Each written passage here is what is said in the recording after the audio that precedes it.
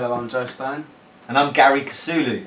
And today I'm going to tell him how to structure his case studies. For sure, because I've been doing case studies, getting lots of feedback, but maybe a little bit too wild. So I think by having a cool presenter, interviewer, asking me questions, you're going to understand more. Does that sound fair enough? Yeah, I think it will. Should we kick off? Should we try one? Yeah. Alright, well look, I've got YouTube and I've got Twitter. And Twitter, interestingly, have just put out a new column called Lists. Did you know? Do you know how to use your lists? Not really. Unbelievable. So many people on Twitter, they don't know how to use lists. It is, it's like the cream on top of the cake. A list. Do you see the wall? It's really noisy. Really noisy, especially when you've got 6, 7, 8,000 people you're following. Even 100, it gets noisy. And what you're interested really is in certain individuals.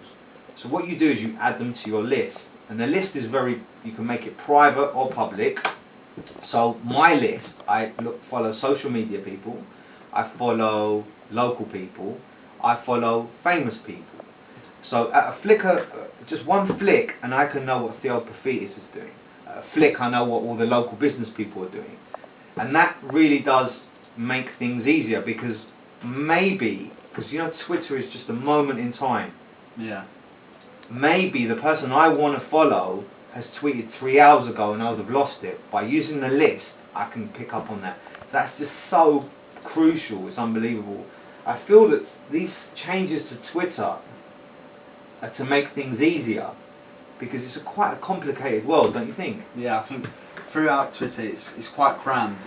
If you follow loads of people, it gets crammed. And what you're saying with the list, it breaks it down for the people you just mainly want to follow. It's better. I've got a question for you. How old are you? 16. 16. I'm 37.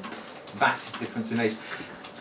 I think it's rude not to follow back. Now, Guy Kawasaki, he's like the god of Twitter. He thinks it's rude not to follow back as well. A lot of people don't get that social media is about being social. If someone follows you, you're meant to follow them back, unless they've got boobs, unless they've got rude pictures, they're saying in a different language. Bring it on, I'll be your friend, no problem.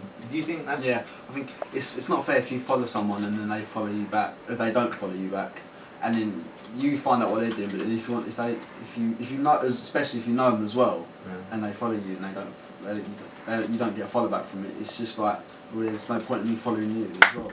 I agree. Do you know what? Next week, I'm going to do restaurants. Restaurants. The nice thing about restaurants is that they use everything. We're going to be talking about Google. We're going to be talking about Twitter. We're going to be talking about YouTube.